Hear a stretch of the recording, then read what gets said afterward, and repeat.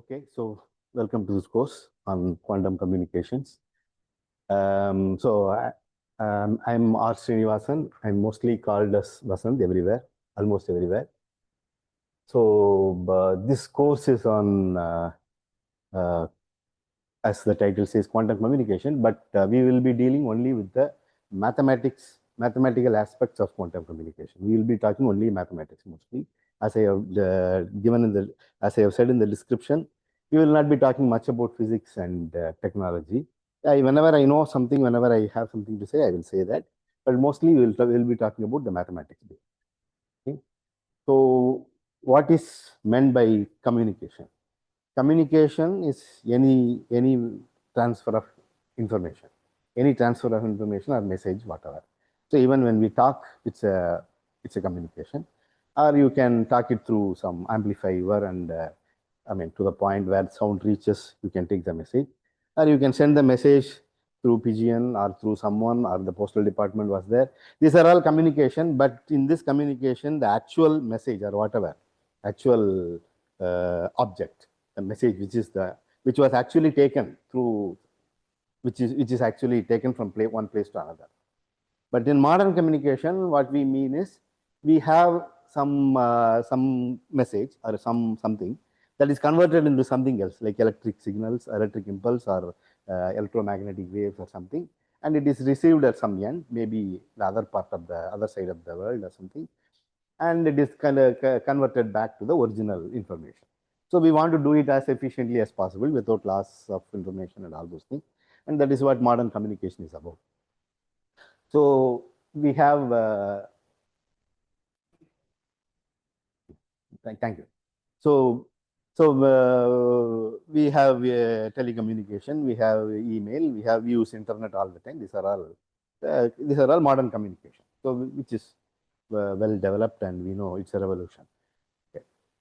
So, but all these things uses what is called classical physics. These are all called classical communication because they use the laws of classical physics. Even though the objects involved, the electrons or electromagnetic, they're all supposed to be quantum objects, even though they are quantum objects. But what we use is only the classical properties of that. For example, even if you have a computer, even in a computer, there are bits which are used, as you must be knowing. Those bits are some kind of transfer of electrons. Some electrons are happening, something is off, something is on, and all that. But that involves the transfer of the number of electrons which are transferred are millions. So the quantum properties, it's not that quantum properties are destroyed or something. We don't use the quantum properties. Instead, if we use one single electron or one single photon, which are called qubits, so then we work with quantum information and quantum objects, and we use the quantum mechanical properties of something to do the computation. That's called quantum computation. Or to do communication, if we use the quantum mechanical properties of some of the quantum mechanical objects, so that is what is called quantum communication. Okay. So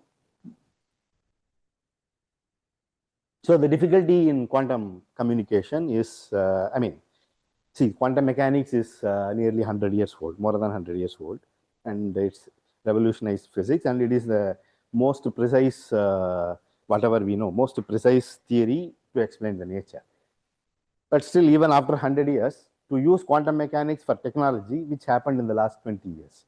So this is what mostly happens, where mathematics, to some people, some engineers may feel that it's difficult to do mathematics, may look difficult, but the progress in mathematics is far ahead of anything.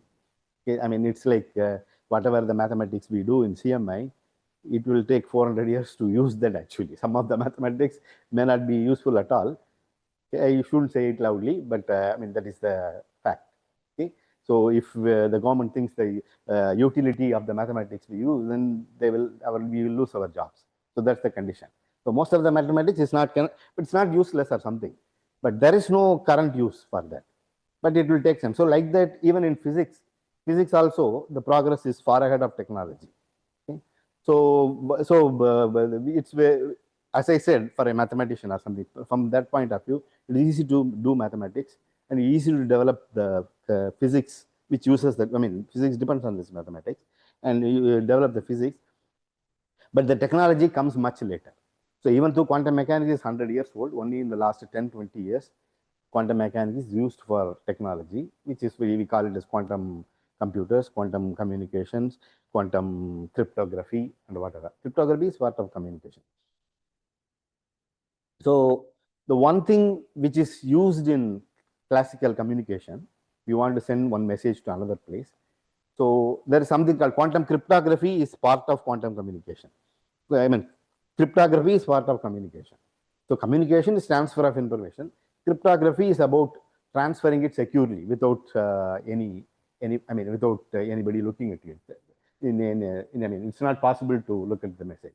So currently, whatever the classical communication, what the idea they use is the power of the mathematical computation. Power of the mathematical computation, some of the computation which cannot be done easily. For example, if you want to factor, it's easy to multiply two numbers through whatever the technology we have. I mean, like a calculator or computer. But then it's a factoring is very difficult. Factoring is difficult means suppose if it is very large, then the time will take using the current algorithm to factor something. It will take the age of the universe. It may take the age of the universe to compute it. So it's not possible. So even with supercomputers. So that's how they when they want to send, they encrypt the message through some two prime numbers, and then on the other end, when they know it, they just factor it and then know the message. So it's basically the impossibility with the current computational technique, whatever that is what is used in the encryption, and then they decrypt or whatever from the other side using that. So it's not possible to eavesdrop a message because the computation is difficult. But with the current quantum algorithm, whatever is discovered, it is easy to, it's not easy, within a reasonable time, you can factor any large number. Okay, so that security is not there anymore when quantum computer is used everywhere. So we have to do something else. So the quantum communication gives a much more stronger security. So the thing is, quantum communication is something gives a much more stronger security, and also it's possible to eavesdrop classical communication when you have a quantum computer. Okay, so these are all but again, I said that engineering comes later. Even whatever quantum communication, the theory is developed. Which way, I mean, in the last 20 years, there is a lot of work has been done, and it's a ocean. I mean, it's too many works are done in quantum communication, and thousands of papers are there. But still, the actual technology is very less. I mean, there is not much. Okay, the basic problem is you have to use something called entanglement of qubit or something. You have to prepare a entanglement for a large number of particles, which is difficult in the laboratory. And another thing is you have to send it through some quantum carrier, something, and then it will interact with the environment, and the entanglement will break. So these are the problems of the quantum communication, and current technology is not developed. The actual technology is not developed. The technology also, there is a theoretical part and a practical part. The practical part may take a long time. Maybe it's not possible. Certainly, there are people saying that these things are not possible. Actually, it will not be possible to. This will not be successful. There's some reason they have. So this may not be possible. I don't know. But mathematics, we have mathematics. Okay, so we are doing this mathematics. Once something is done, then the technology will develop very fast. So if it is not possible, it will not be done. Okay, we don't care. We will do the mathematics part of it. So this is about mathematics. Okay.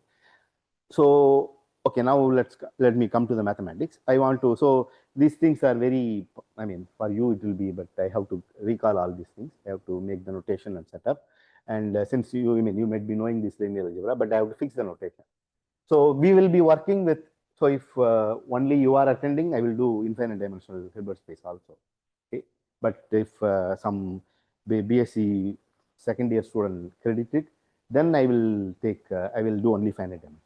For us, mostly we will be working with finite dimensional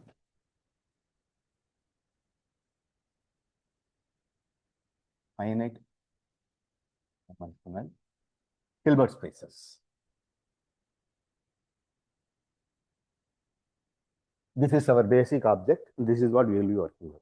What it means is finite dimensional dimension of dimension D, say, let's say, of dimension and D. D is the letter used. I may, while writing something, I may change it to N or M. It's possible, but it is D is the letter for this dimension of this. Okay. So what it means is H is what it means by Hilbert space. Okay. It is a vector space. It is just a vector space with an inner product. That's all. There is no reason for calling it Hilbert space, but I mean, there is no specific reason to call it. In infinite dimensional functionality, we call a Hilbert space, validate Hilbert space, because it's complete with respect to inner product and something. Here, there is its finite dimension, it's automatically complete, but still it's called Hilbert space in all this quantum theory, quantum computation theory. It's called a Hilbert space.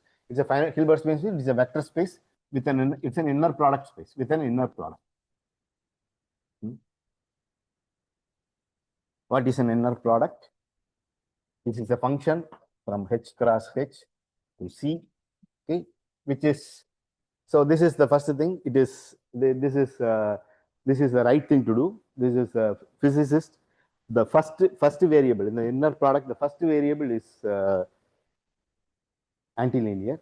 Second variable is linear. In mathematics, is the other way.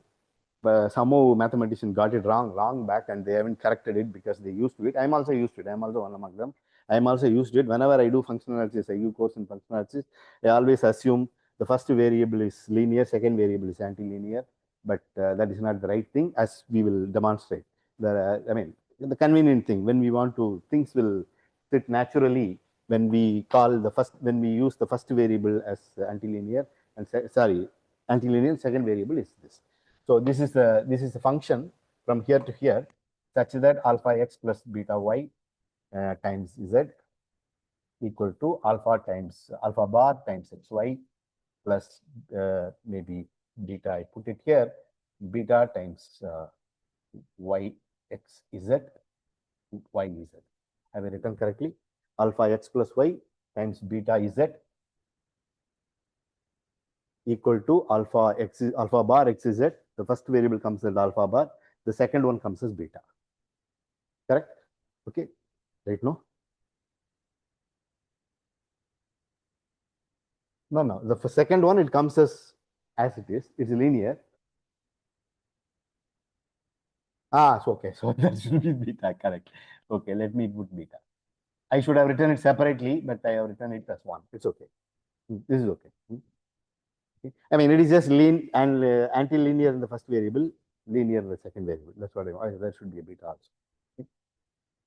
I should write this two statement. I'm writing this one statement. So, and of course, positivity should be there if you have xx or so this is for all xy in H and alpha and beta scalars. So this is a Hilbert space. It's a linear vector space over C. Okay, we will always work with complex vector space, and it's important we should have complex vector space. Okay, and we know that xx, or I will change it to xi. Okay, xi is greater than or equal to 0 for all xi in H, and xi equal to 0 if and only if which implies xi equal to 0. So H is a vector space, is an abelian group, and it has 0 in it, and it is that 0. Okay. Then the third one is, if we should have this, xi eta would be equal to eta xi bar. Okay.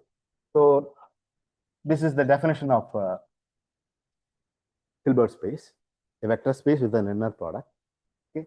So the plan is this. I will review some linear algebra, very little, and all the other linear algebra or whatever, I will, whenever, if it is needed for the course, if it needed for some theorem, I will prove it at that time. And after this, I will say how a quantum, how we generalize any classical object to a quantum object, whatever, quantum probability or quantum whatever, even non-commutative geometry or whatever, how we generalize a classical object to a quantum setup. That I will discuss about this. Then I will list the axioms of quantum mechanics in the mathematical. Quantum mechanics is a mathematical framework. Okay? So it's basically mathematics. So I will list the quantum axioms of quantum mechanics. Then we will start with quantum channels or whatever. And whenever we need a theorem, we will prove it at that time. I mean, if it is not proved in the basic linear algebra course, in your linear algebra course, if it's not proved, we will prove it. So that is the plan. Okay? And then finally, after midterm or something, we'll discuss communication protocol and all those things. Till midterm, you will be talking about quantum channels, which is a completely positive map on something. Okay, so we'll discuss that. For notation, so we will denote vectors in Hilbert space, vectors in H.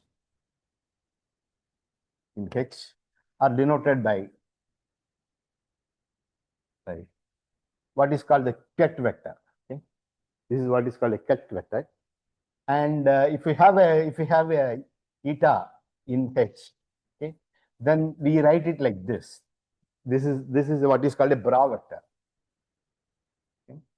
This is bra vector means this map eta going to this eta. Okay. This is Hilbert space, which is the opposite Hilbert space. The Hilbert space of linear functionals on that.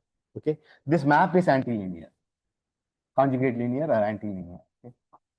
This map is antilinear. So when we have two vectors, a Ket vector and a bracket vector, we get the bracket. Okay. So if we have a eta and xi, so this is a Ket vector, and we can write it like this. And this gives something in C, which is like this bra vector is a linear functional acting on that. Okay. So this eta acting on this is a linear functional. This is the linear functional. Okay. When you fix a eta,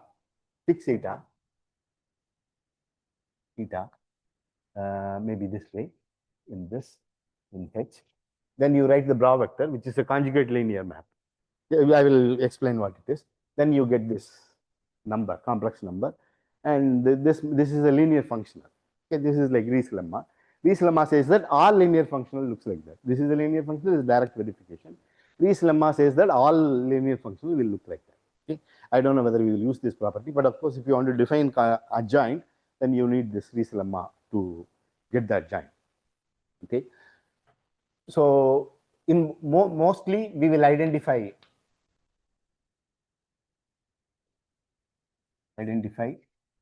H, if it is dimension C, identify with CD.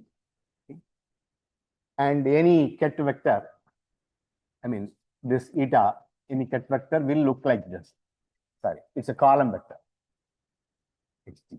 Okay. And then this eta is nothing but x1 bar up to xd bar. Okay. This bra vector will look like this. Okay. If eta is this, then this bra vector is this. So that if you have a xi and xi bar, you can attach it. And if you have a, for example, if you have a xi equal to x1 up to xd and eta equal to y1 up to yd, then you can write it like this. Okay. This will be equal to summation yi bar, right? Yi bar, okay. Equal to 1. So this is why this notation is important. You can just put it like that. If you use the convention of mathematicians, this will not work like this. I mean, this is so nice in the sense that when you write, we can write operators using this Ket notation. You can write trace, everything, and it will go through. Because this is a constant. Whenever you get this, you can transform it somewhere. This is just matrix multiplication, right? You represent any vector as a column vector, any Ket vector as a column vector, any bra vector as a row vector. It's just matrix multiplication, which gives that. And the operation also, the linear operator also acts as, for example, if you have a linear operator, so linear operator.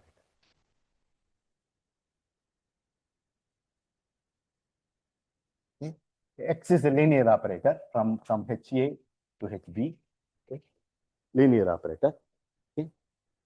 This is I don't have to define linear operator, I hope. So this is just an operator which is linear. Okay? X of alpha xi plus beta is alpha times xi plus, sorry, alpha xi plus eta. Yeah. Okay. Okay. So this is a linear operator. So an example of a linear operator is if you take any vector, okay, xi in H, okay, then you can take this as a linear operator. You take two elements in this, eta and xi in this, then this is a linear operator. This is a linear operator on HA to HB. This is the linear operator from HA to HB. Sorry, I am not correct. That is just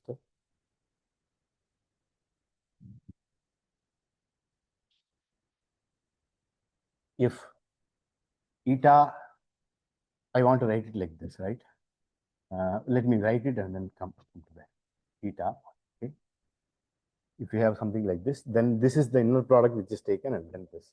So eta is in HA and xi is in HB. Okay. Yeah, this is the right one. Then this is a linear operator from HA to HB.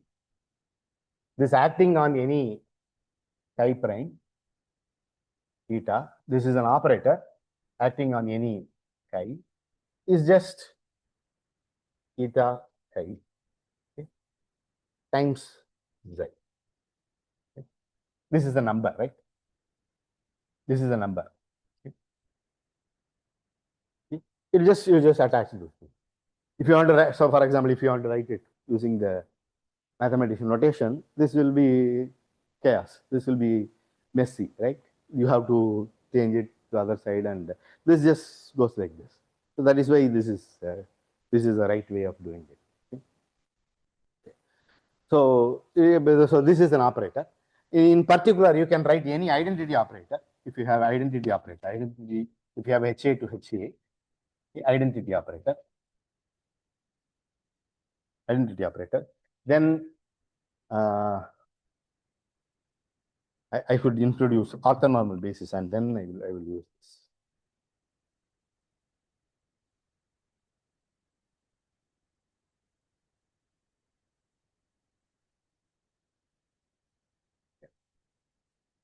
So, you know, every Hilbert space, every linear space with an inner product admits an orthonormal basis. Even in infinite dimension, this is true, but there the meaning is different.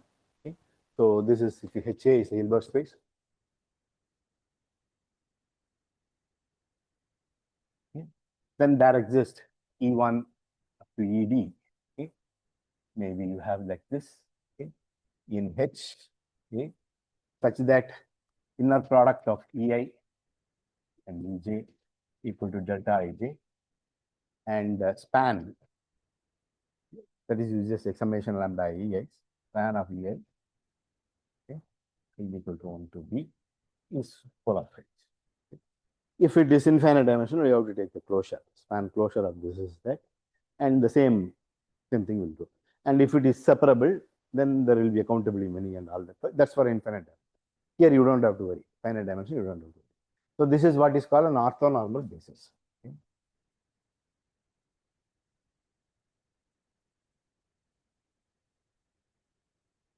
Or we usually call it as ONB, okay, orthonormal basis.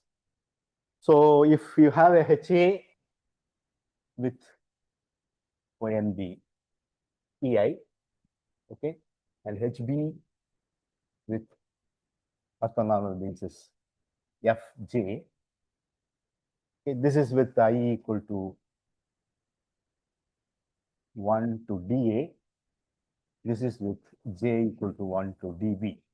So HA is of dimension dA, this is of dimension dB. Okay. Then the identity operator of A can be written like this.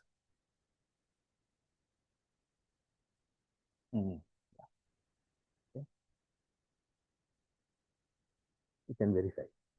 This is clear, I believe. If not, check it. Okay. If anyone watching the video, okay, not just in the class. Okay. Similarly, IB is summation J equal to 1 to dB. Okay. FJ this. Okay. Now any operator, X is an operator. So X is identity times B times identity times J. You can write it like this. Okay. You can write it like so. This will imply that you can put the identity A, you can substitute this and this here. So this will be IJ, summation over IJ, whatever, summing over up to D, I summing up to DA, J summing up to DB. This is just, you have to write it. So, so FJ, I should have used J for this, I for this, that will not be confusing. If you don't mind, I will change this. I'll change this to J and change this to I. Okay. so that I will get something. I mean, this will not be confused. I for the range and j for the domain. So this is summation over j and I. So this will be fi. Yeah, fi. Then you have x here in the middle. You can just keep it like that. So x in the middle, and then ej. Okay. Now you have got, this is a scalar, right? These are all, see, the justification is these are all just matrix multiplication as it is. This is a column vector. This is a column vector. That's a row vector. Okay, you have a column vector and you have a row vector and a column vector. If you multiply, you get a scalar. If you have a row vector, if you have a first you have a column vector and then you have a row vector, you get a matrix. Okay, that is how this is defined. Okay, so this is a matrix. Okay, so this is well defined. So these things implies that summation j and I. So if you just take this out, this is a scalar, you can bring it here. So which is just, I write it as xij times, then you have only this fi ej. Okay. Okay. So any matrix you can write it like this, where this is a scalar, where xij is equal to this inner product of fi x ej. Okay. X ej. I think I made a mistake. Oh, this is okay. This is okay. This is okay. This is okay. J is the. I thought I changed it. Oh, I have changed it here. I didn't change it there. Sorry. Okay. Okay. So any linear operator is just the linear span of these operators. These are called rank 1 operators. Okay, rank 1 operators, where the scalars are given by this. Okay. So maybe I'll write it here again. We have any linear operator, then summation ij. So a matrix, I mean, or an operator space. So let me write HA, HB. Okay. This is all linear operators. All linear operators from HA to HB. Okay. And if you have a x here, then x will look like. And I mean, this is actually you can put an inner product. We will come to that. If there is something called Hilbert-Smith inner product, you can put it, and I will come to that. This is a linear space with dimension dA dB, okay, and basis. This basis will be an orthonormal basis. Currently, this is just an algebraic basis. Okay, I will orthonormal. We will come to that. Orthonormal means you have to specify the inner product. That I will come to that. With basis, this what do we have? Fi ej. Okay.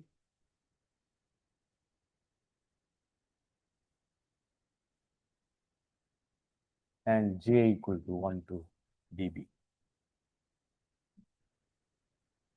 I equal to 1 to dA, j equal to 1 to d. Okay. Okay. So we have a basis for this also, and any x can be written as summation f j, right? Fi xij. This is numbers. These are numbers. Xij, fi ej. Okay, where xij equal to x acting on ej, inner product with fj. Okay. Okay. So this is how any linear operator can be written, and these things form this is the n cross and dA cross dB matrix. Okay, and this is how matrix representation comes in, and it is just matrix multiplication. A matrix is a linear operator this way. Okay, now we want to talk about what is called tensor product. Next notation is tensor product. Okay, so maybe shall I do direct sum and then come to tensor product, and I will go to direct sum. Direct sum is easier. See, there is an algebraic definition of direct sum tensor product and all that. And for Hilbert space tensor product, there is a definition.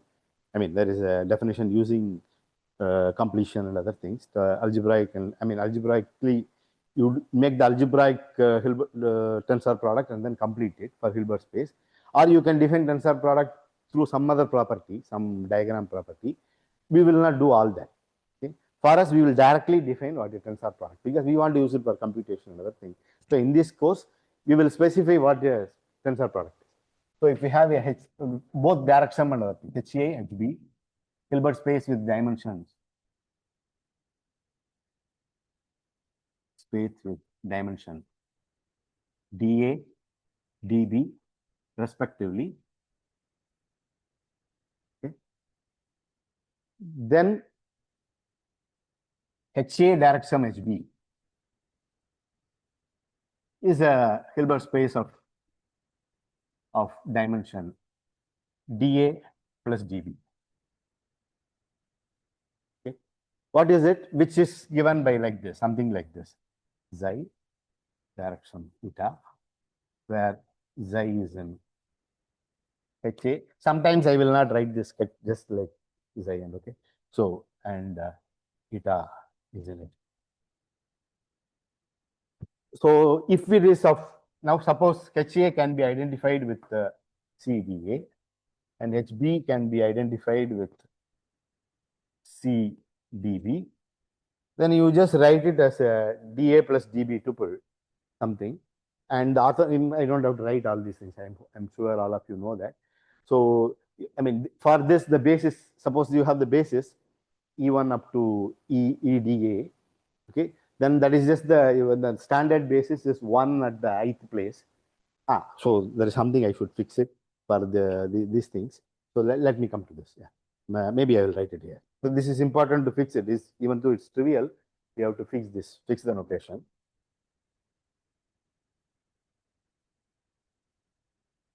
See, in quantum computation, we have to specify what is called if we have a HA is a Hilbert space. HA, suppose if we have identified with DCDA, okay, or HD, just H is identified with CD. If it is there is a we will use the A there. Okay, CD. Then the standard basis is EI equal to 0 up to 1 at the ith place, 0 everywhere, 1 at the ith place. Okay, is ith place. These EIs can also be written as something. We just write it as I, which is equal to basically EI minus 1. I minus 1 equal to EI. This is, I mean, see, for a qubit, this is because of the following. When I discuss quantum state, it will be clear. For a qubit, it's a 2-dimension. Qubit is a vector in 2 dimensions. Okay. So this will be one basis will be this point. Okay. Another, one basis element will be this point, which is 1, 0. The another basis element will be this point. Okay. This will be called as 0. This is, this has nothing to do with the number 0. Okay. This is a bit, kind of bit is either in 0 or 1, right? So this is supposed to be in bit. So this element, which we usually call E1, E2, this should be denoted by 0. Similarly, that will be denoted by this 0, 1, 0 element, and that will be 0, 1 element. Okay, this is just this is how quantum computation notation is. So if we have a d-dimensional Hilbert space, that is what is called qubits rather than qubits. Qubit has just two positions. Here there are d positions. So qubits. For a qubit, we will write it as the basis will be written like this, up to d minus 1. Okay. So where this is where I minus 1 is this. Okay. So for a direct sum, HA direct sum HB, this will have 0 up to dA basis, 0 up to dB spaces. Then we write it like this, I direct sum J, which is just,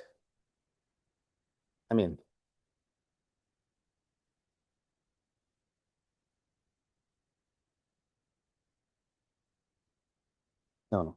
So sorry, this is not Here the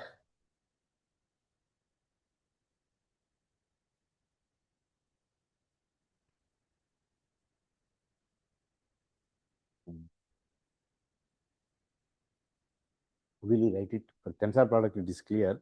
It is just the tensor. For direction, how will you represent the basis? It is just the one at the. I mean, okay, we will not use it. Okay, let me not fix any notation for that. I mean, this is supposed to be the ith place. If you have this is just the basis of this union basis of this, where it is just the ith place. Let me not put any notation for this. Okay, so this is direction. You know direction very well.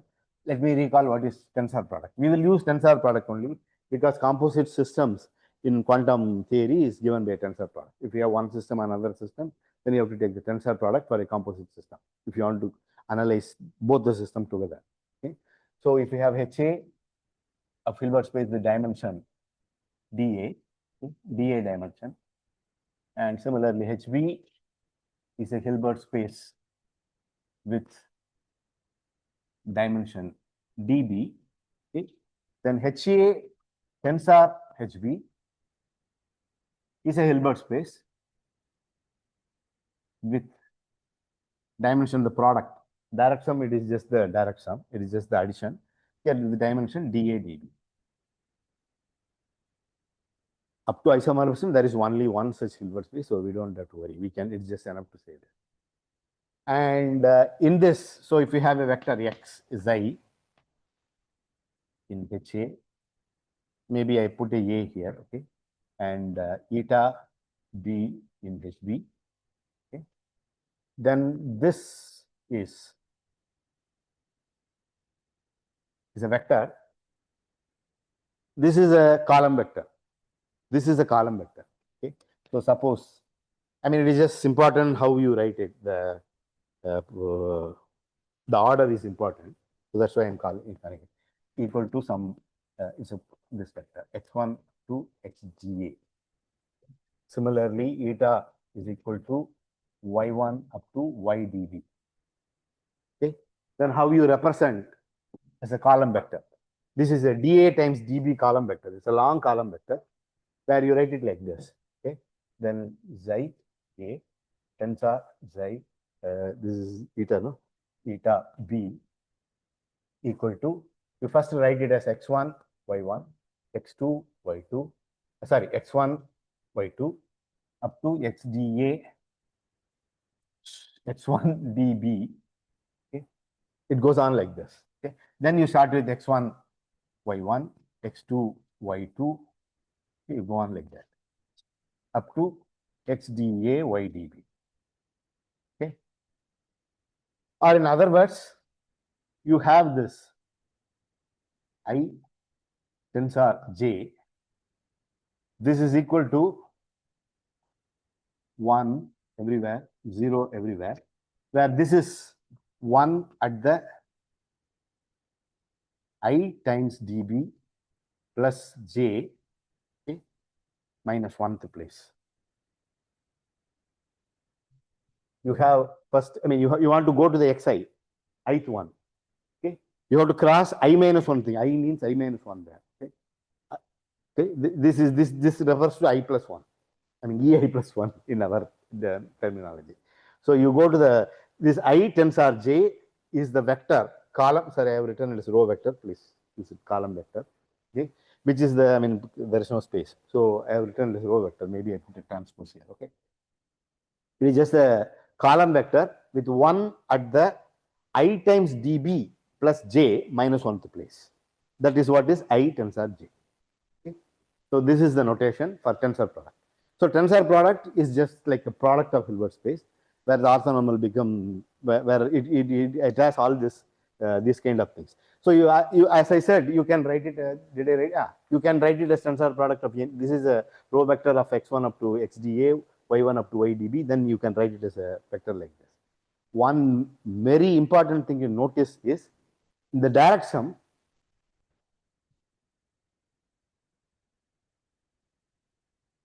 Because if you have done functional analysis, you will know that the important thing is note or caution is something is, if you have a direct sum, HA direct sum HB, then you take the vector here, you have vector here, take the direct sum, x direct sum y, that will give all vectors in x, the HA direct sum HB.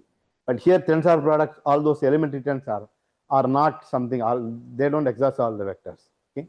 So if you have a HA and HB, okay, and if you have a eta A in HA and eta B in HB, okay, then these vectors eta B, these kind of vectors with all xi coming from HA eta coming from this. These are only what are called total. The span is, this is not equal to HA tensor HB. Okay. You have to take the span of this. And that is what is, of course, when you have infinite dimension, you have to take the closure also. Because span of this is equal to HA tensor HB. So this is what makes it interesting. I mean, not every element here can be written as tensor, elementary tensor like this. Those which cannot be written as are called entangled and all those things. And this is what makes the quantum mechanics interesting. Okay? Something which is not in the classical path is there. We will come to that. We will define what is entanglement and all that. Okay? So this is the important thing to note. This span is equal to this. Not all these things will not be like this. Unlike the direct sum, where the direct sum you take direct sum of those vectors and that will give everything. It's not like that. Okay? So this is the important thing to talk about. So this is tensor product of Hilbert space. We can take tensor products of operators also. Okay? So if we have a x in L of HA, by HA means operator from HA to HA, or you can take HA to HB if you want. There's nothing wrong. HA to HB, and Y is from HC to HD. Okay? Then you can define an operator H tensor Y, okay, which is from HA tensor HB to, usually it will be from the same thing. Okay, B will be equal to A, D will be equal to C. Okay, to HC tensor HD, which is defined on the basis acting on Xi tensor eta equal to, you apply Xi, which is a vector here, times Y eta. That's all. You just apply on the respective tensors. Okay. But then these are all not all vectors, but this thing spans it. So this is a linear operator, you can extend it. If you have summation lambda I something, then you can take the lambda, so you can extend it. So you only have to, in fact, it is true that those are orthonormal bases. See, the thing is, where did I talk about that? Here.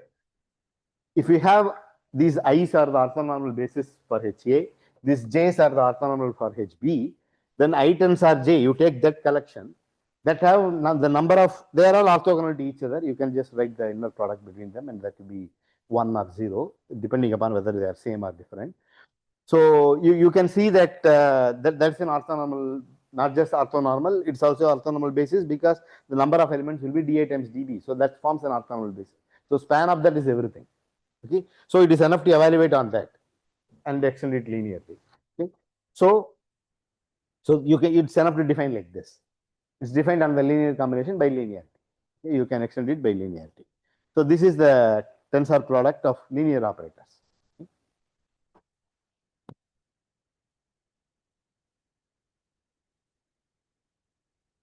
So anything else to say? I will recall spectral theorem in the next class when I talk about axioms of quantum mechanics. Spectral theorems, I'm sure you know, for normal operators. I'll recall it in the next class. So the another thing which we have to define is, one important thing is what is called trace. Okay. So let me first define trace from MNC, I mean MDC, whatever, C cross D matrix. It should be a square matrix, okay, to C by, it is just trace of any matrix Xij. This matrix is just summation Xii. Okay. Or if we have an operator X in HA, okay, HA to HA, I write only HA. Okay. Then trace of X, you can write it like this. The summation X EI, okay, X acting on EI, okay, and EI. Here E also again EI. Okay, I equal to, it's the same thing. Okay. If you consider matrices, it is just the sum of the diagonal elements. Or you can evaluate X on EI and take in, I mean, okay. Yeah, this is right, no? There's something wrong. So this way, sorry. This is right. X EI. See, this is my problem with this bracket. Usually, when I write it like that, my confusion with that. Okay. Okay. Okay. Maybe it's not needed. Okay. Okay. Now it's clear. So it is just the sum of the diagonal elements, or you act it on X EI. It is clearly linear. Okay. Trace is a linear map. Okay. Trace is linear. Okay. And we want to prove a proposition that it actually does not, this depends on the basis. A matrix is written with respect to some particular basis. Okay. So I want to prove that it does not depend on the basis. So that's what I will prove, the first proof of this class.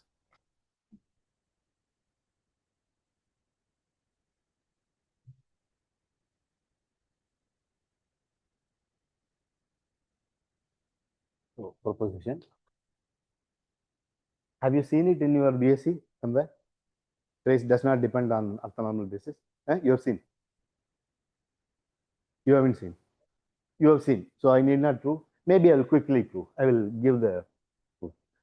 I mean, I think in functional analysis we have proved it for generally, I believe. So, I mean, so okay, let me just write the, I mean, sketch the proof. Just write it for completion. Okay, or I can leave it as an exercise. Okay, trace does not depend on basis. Depend on basis, the orthonormal basis. Okay? That is, if Fj is any basis, Fi is any basis, okay, then you could have defined it through some Ej, then it is just trace of X is equal to summation over I equal to 1 to dA, the same thing.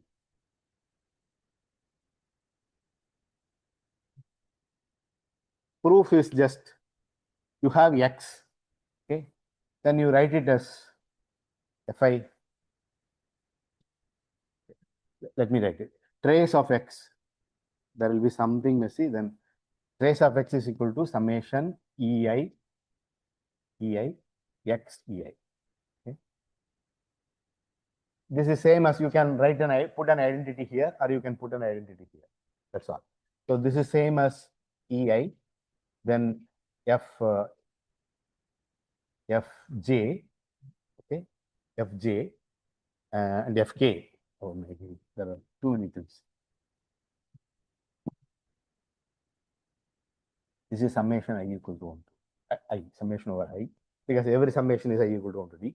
So summation over I, Ei, okay, and then you can write some summation over J, Fi, Fj, X, and then summation Fk, okay, then Ei. Okay. Now you have this Fj, Fk. This is a number, right? Yeah, is there a problem? Here I am just, instead of identity, I am just inserting this. Which notation?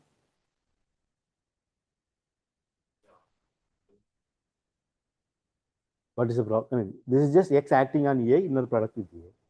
I mean, you are worried about this X Ei.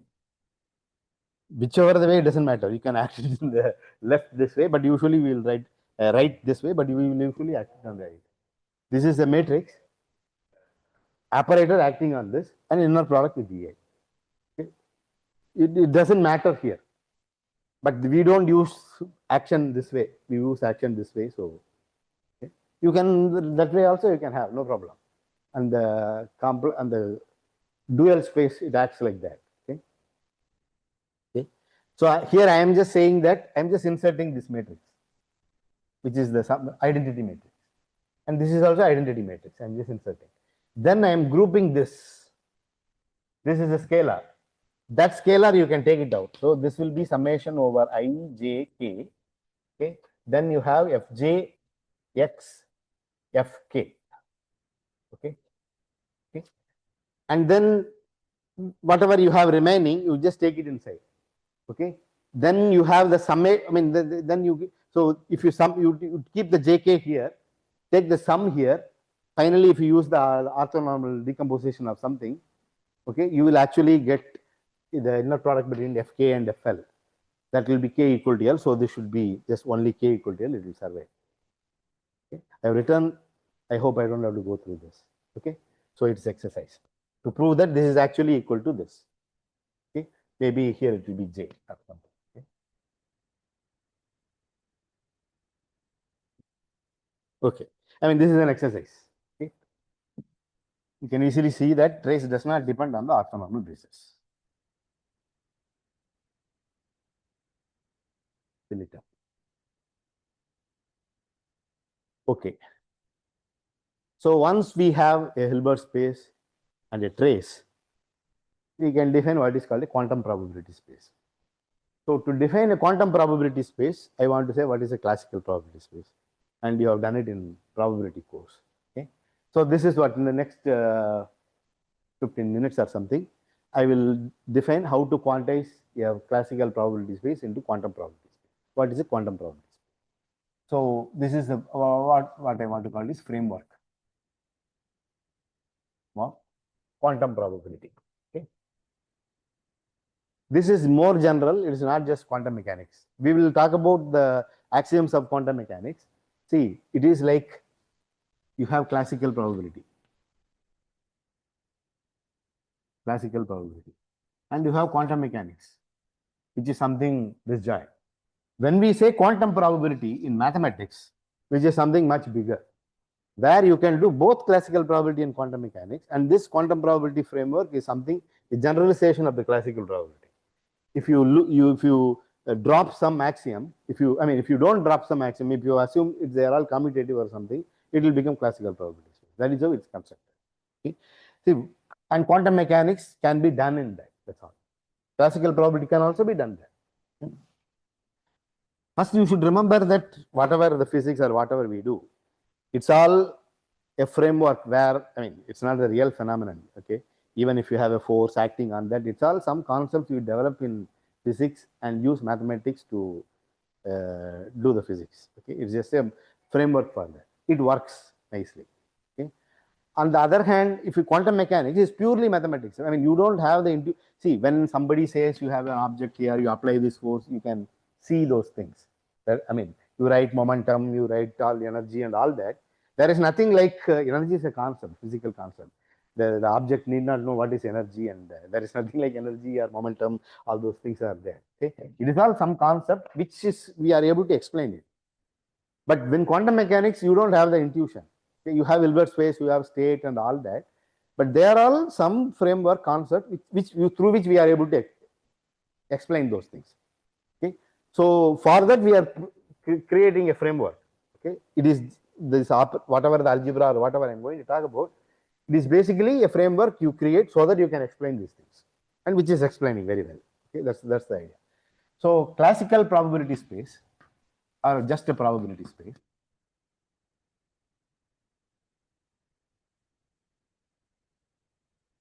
is just a triple like this. P.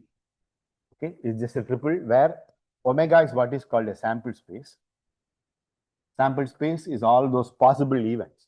This is a probability space. This is a framework for doing probability. You have some experiment and you collect all the possible results, outcomes of this experiment, which you call it a sample space.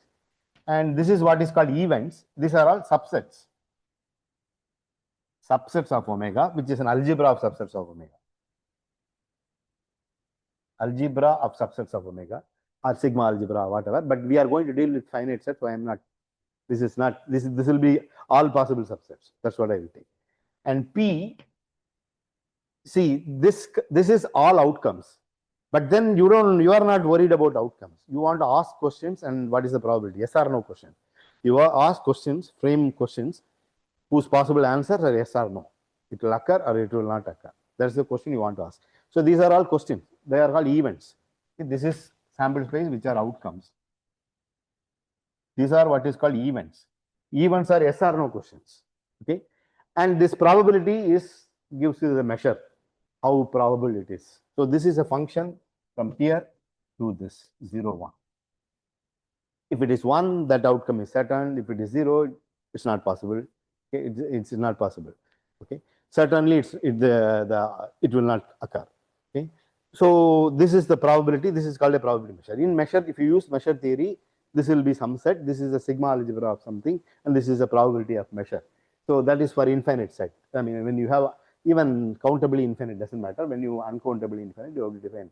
You cannot consider all subset. You have to consider measurable set and all those things. So that is when you do probability with that. But when it is finite set, you don't have to worry about all that.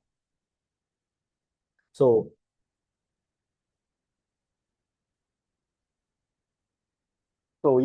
for us, omega is 1 up to n. Okay, and this is just power set of omega, power set, all subsets. We are narrating power set of omega. Okay. And P is from P of any A for A in F,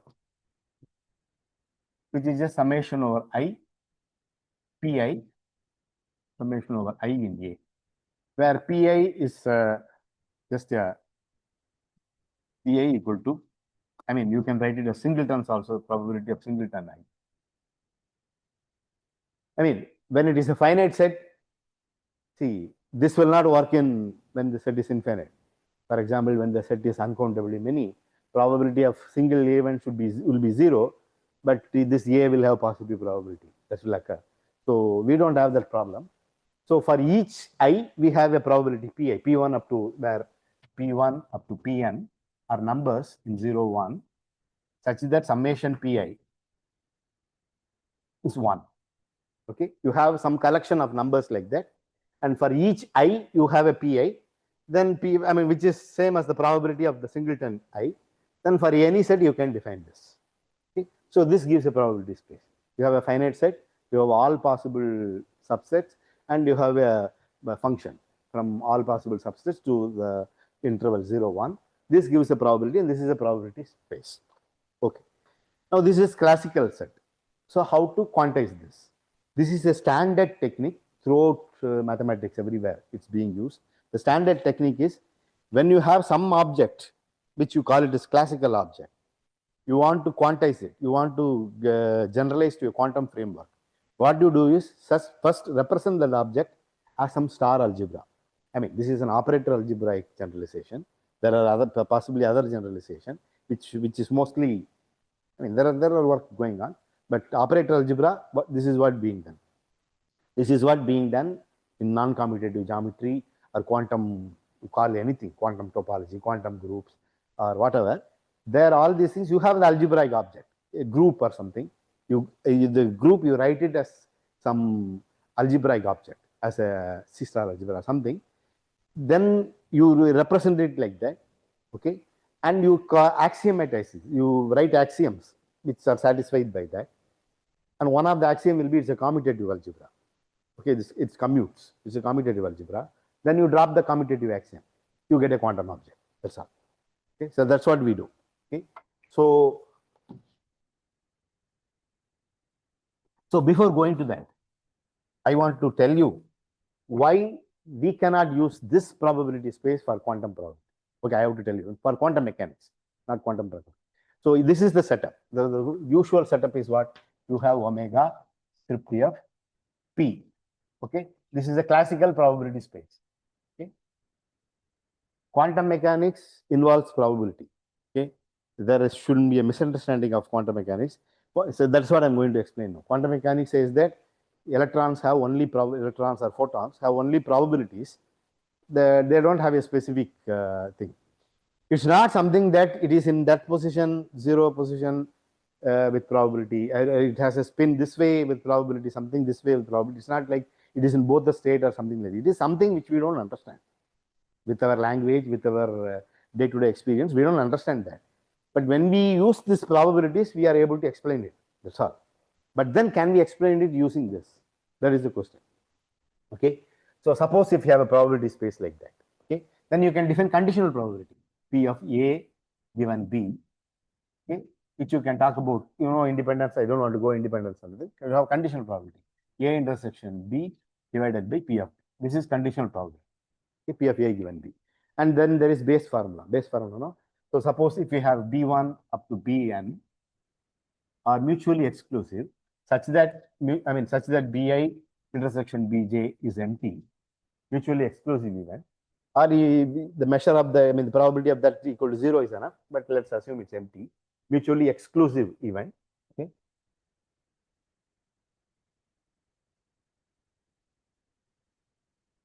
Mutually exclusive event, B1 up to Bn. Okay.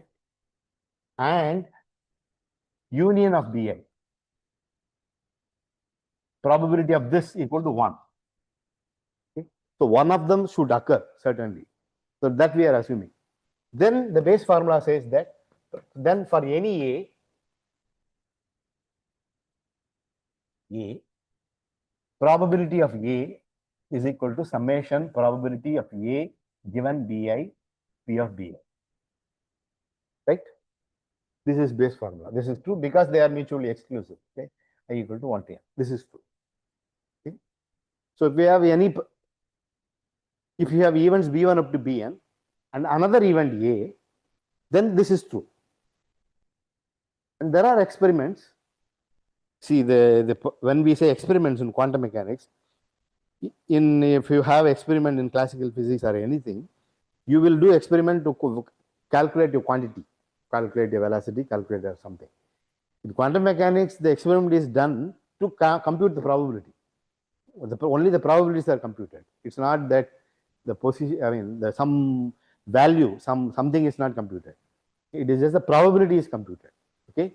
So there are experiments where you compute the probabilities of some event A and some event B1 up to Bn such that this does not hold. Okay. There are experiments which tell you if you are using position and momentum, there are two things which don't commute. Okay, there is uncertainty principle and all those things. I will state uncertainty principle at some point. Okay, so where this equality does not hold. Why this equality does not hold is that here you are assuming, so for example, suppose B1 is just a singleton, taking some value, some Bi. Okay, Bi is one value. Suppose you have a quantum object, whatever. It takes the value B1 up to, these are the possible values of that, B1 up to Bn. So Bi is one single value. So suppose this Bi is singleton this. So it has to take one of those values. You assume your value, when you measure, it's going to be one of those values. Okay. So then you are assuming that, then you computing this, then it's not, this is not happening. The problem is with your assumption. You are assuming that it is probability in one of those states, but that is wrong. That assumption is not correct. You are giving a deterministic, even though it's probabilistic, you are giving a deterministic thing that it takes one of those values. It is in one of those states. You are assuming a sample space for that. You should not have a sample space when you do quantum probability. Okay? That is why we don't have a sample space. When you have a sample space, it is like, see, that is what it's not at all clear when I say it's not clear. In fact, it's not clear. Okay, it's not clear what the electron or photon does. It is not that it is in one of this place with some probability. It's going to be when you have it, when you go and look at it, it's going to be at some point. It is going to be in that with some probability. This problem comes because we use probability classically.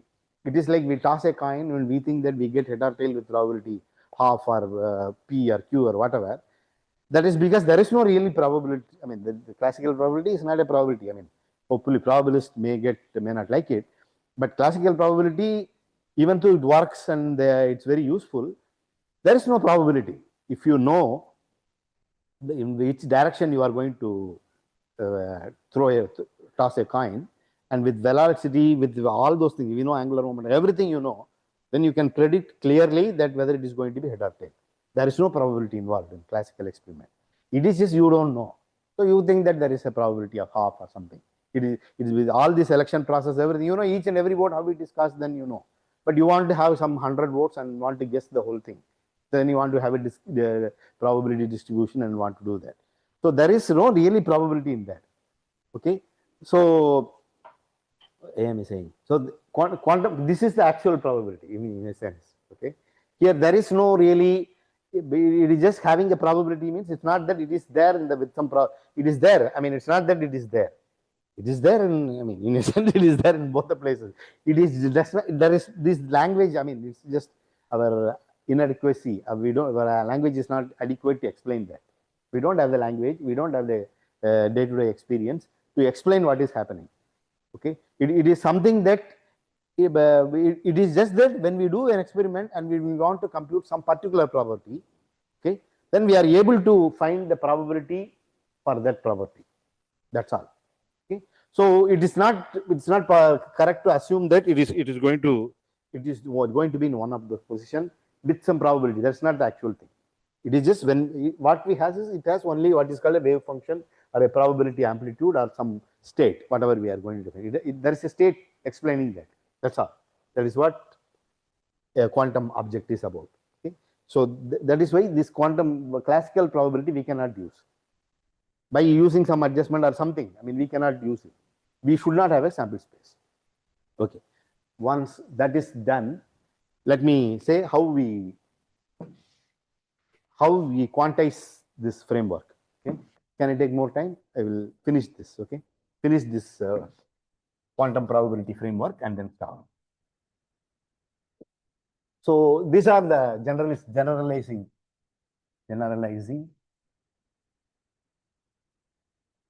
to quantum. Okay. Generalizing anything to quantum. The first step is represent whatever the object you represent as an algebra, in fact a star algebra. I will tell you what is star algebra. It's star algebra. Then axiomatize. Okay. With one axiom being commutative. With one axiom being commutative. Okay. Then the third is drop commutativity.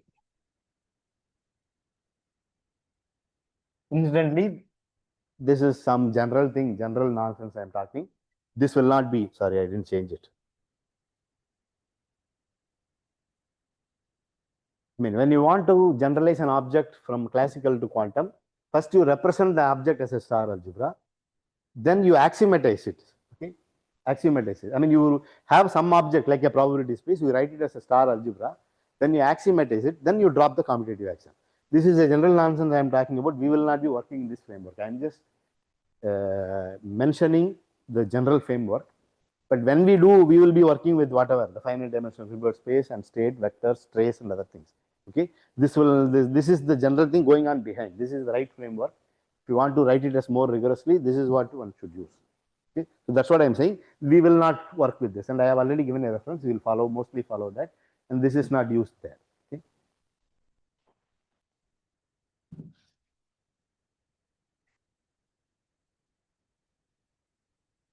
So in this case, what we do is the following: you have a probability space. Okay, P, a probability space, classical probability space. Okay. Then you have this. You define this function 1a. Okay, it's a function from omega to 0, 1 doesn't matter. You call it C. Okay, where 1a of any omega equal to 1 if omega is in A. This is, this is what is called characteristic function or indicator function. I call it indicator function. Okay. This is what is called indicator function. In probability language, this is indicator function. This indicates this set. Okay. This is a function. Okay. Now you consider this A, which is all those functions from omega to c. This is finite dimensional, so you don't have to worry. Okay, measurability and all those things. If you want to generally talk about, it has to be measurable and all that. Okay, this is just a, and then more condition bounded, essentially bounded, all those things you have to worry about when you do with measure theory. Okay, generally, now here we don't have to worry. It's just a finite. Okay. Notice that this has the following. This is a algebra. Algebra means you can add to function f1 plus f2. It's algebra means it's a vector space as well as a range. It's a vector space. You can add two things. You can scalar multiply and you can multiply two things. Of course, you can add two things, point-wise addition, and you can multiply two things, f1 point-wise multiplication, and you can multiply by a scalar, okay, and f1, f2. These are all point-wise things. Okay, so this is an algebra. Okay, and it's also a star algebra. F star equal to f bar. This is star algebra. Star, I will come to that. Star function is something, it's an involution. If you take, involution as an algebraic object, algebraic operation. So if you take it twice, you will get back the original one. Okay, this is star algebra. So this A is a star algebra with respect to point-wise addition, point-wise multiplication, and point-wise conjugation. So this is a star algebra. And this is commutative, of course. Multiplication is commutative. This is a commutative. And there is one more thing. You have this expectation. Okay, you have this phi from A to C. Okay, where phi of any function f is going to be summation f of omega phi of singleton omega. Otherwise, you have to integrate another thing. Okay, here you can sum it. Okay, because omega is 1 to Pn. Okay. The finite set. Otherwise, you have to integrate another thing. This is the expectation. Huh? Yeah, I'm assuming for this purpose. As I said, you don't need it. You can write it as functions, but then you have to be careful how you represent and all that. Here, for simplicity, I'm assuming it's a finite set. Okay? We are the whole course. We are going to work with finite dimensional Hilbert space, so that's why. Okay? We are only using finite quantum probability. Okay? This is so finite probability I'm using. You can write it for general, then you have to use measure theory, integration, and all that. Okay? And then you have to, the star algebra, what kind of star algebra you have to worry about all that. It can be a C-star algebra, Van Neumann algebra, all that. Okay? So it depends on topology. Okay? What topology you use. Okay? So we are not worried about it. We talk about finite things. Okay? Now phi of f is just this. Okay? Omega is a finite set. Okay? Every time. Okay? Then this phi of f. This phi of f, phi, is what is called is a state. I will define state. Is a state on A. What is a state? Definition. Phi from any algebra to C is a state if we have a star operation. Okay, if phi is linear, and phi of f star f or a star a, okay, is greater than or equal to 0. And there is an identity element, the identity function, constant function, taking value 1 everywhere. Phi of 1 equal to 1. This is what is called a state. And this phi satisfies that condition. Okay? If you have f of omega equal to 1 everywhere, then this is just phi of omega, which is just 1, sums to 1. Okay? And it satisfies this. Okay? So you have replaced the original object.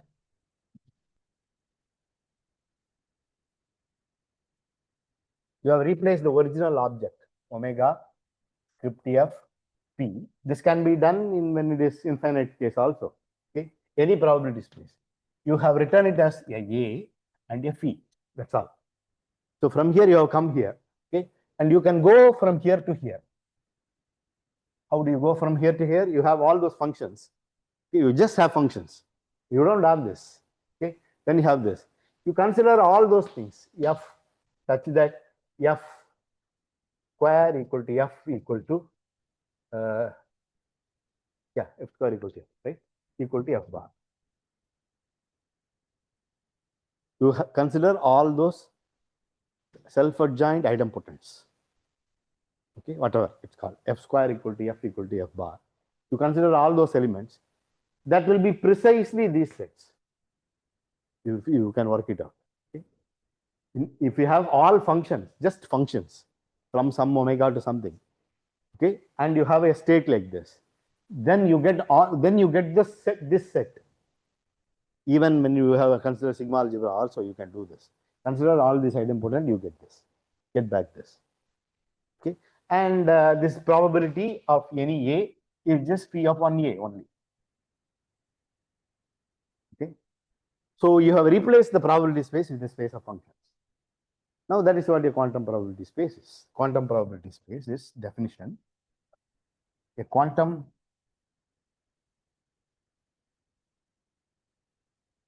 probability space is some A with phi where one more step. I'm sorry, it's not done yet. Sorry, that's the third step. Sorry, the third step is, I mean, you have an algebra functions, but you want to really write it inside as operators or matrix. That's what is important. Okay. Now you define phi from this A. You have an algebra functions. Okay. This is of on a set omega of dimension d. Okay, to MDC. Okay, by phi of any f equal to diagonal matrix f of 1 up to f of n. This is just the diagonal matrix f of 1 up to f of n. Okay, so incidentally, you had a initially you had a probability space which you have returned as a probability space of functions. Now you have returned as a diagonal matrices. Okay, this is something contained in, this is an element of MMC. Okay, and the diagonal matrix commute, and this phi is just a state on that, and it is just the adjoint. Adjoint of diagonal matrix is again diagonal, except there is a bar everywhere, and that's what's happening there.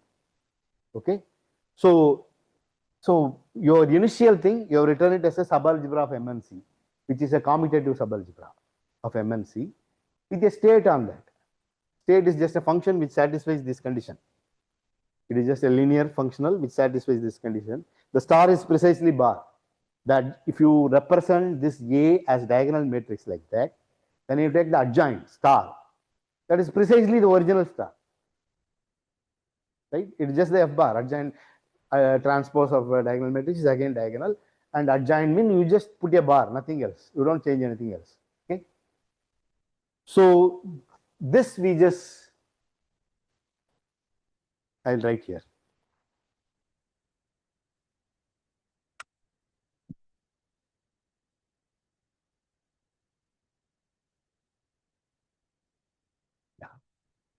A is contained in MNC. Star algebra. Star algebra means it is an algebra. It's a vector space ring. It's closed under multiplication of matrices. It's closed under addition. It's closed under classical multiplication. That's a subalgebra.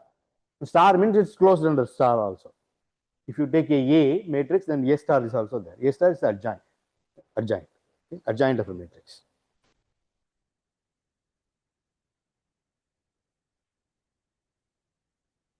A phi. Okay, where A is contained in MNC, a star algebra, and phi from A to C is a state. A state means it's a linear functional which takes positive elements. I mean, which takes A star A is what is called positive elements. Okay, yes, phi of A star A greater than or equal to 0, phi of 1 is equal to 1. 1 is the identity operator now. The identity function 1, the constant function 1, in the when you have the that is taken to which corresponds to whole of omega. The whole of omega, the indicator function of omega is 1. The constant function 1, which is the diagonal. If you represent it that way as diagonal matrix, that becomes identity matrix. Okay, so phi of identity is 1.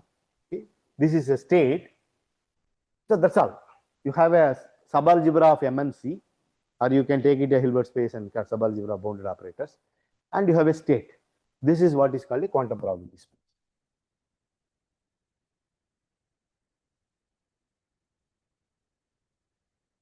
What is the simplest quantum probability space?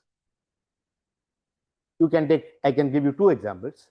One is you take M and C, okay, and you take any vector xi in Cn, okay. You take M and C itself, A equal to M and C itself, okay. Then you define phi of A equal to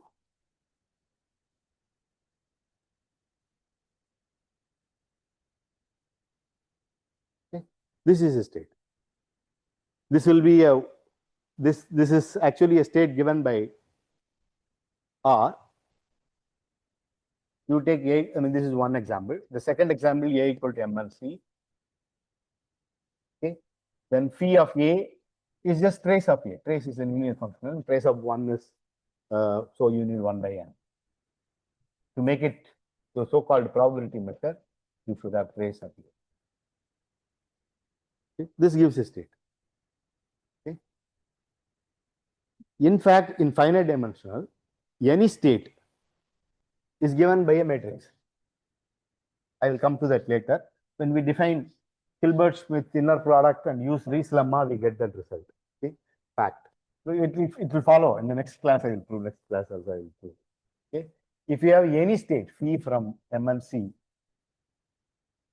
to C is a state. Okay, then there exists a in M and C such that phi of A equal to 1 by n trace of phi of B. I call it rho. I'm sorry, I call it rho. There's a rho in there. Phi of B equal to. So this is what is called a density matrix. Okay. So any state is given by this. We will deal in our example. We will deal only with this because all states are given. Finite dimensional, all states are given by this. Okay. Even in infinite dimension also, if you assume sigma weak continuity or something, then it will be the case. It's given by a density, an operator, trace class operator. So if you have any state on this, that is given by one single operator. So instead of writing this, we will just work with this. We call this rho anything, so where rho is there, where rho is positive. Positive means, positive matrix. I will define it, positive matrix. And trace of rho should be equal to 1. Should be equal to n. n, sorry. I mean, if you normalize it, it should be 1. Okay, be 1 by n trace. The small trace should be 1. So it is given by that. This is a fact we can prove using Rees lemma and by putting an inner product on this, we will get this easily. Okay, trace inner product. I can do it now itself. I wanted to say something about quantum coin tossing. Shall I stop or I think? Huh? Okay, I'll stop. Okay, we'll see in the next class.